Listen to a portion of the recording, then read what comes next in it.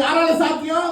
எசேக்கியா தன் பலத்தினால சுயபுத்தினால நின்னு படைச்ச அவன் போர் செஞ்சிருந்தா இது சாத்தியம் அல்ல.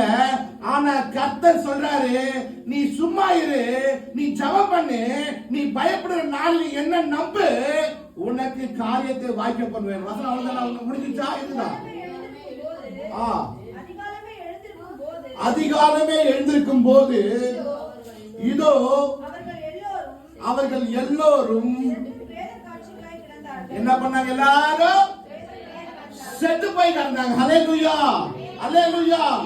பகல்ல உனக்கு விரோதமா, அழகா சொன்னாங்க வசனம், உனக்கு விரோதமாய் உருவாக்க ஆயுதம் பகல்ல கிரியை செய்யும். ஆனா ராத்திரியில ஆண்டு என்ன பண்ணுவாங்க தெரியுமா? அத செத்து போக வைப்பார். ஹல்லேலூயா, ஹல்லேலூயா, ஹல்லேலூயா.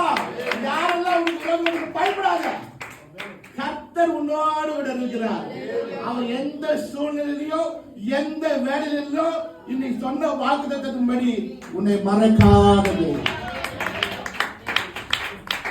ஆமென்.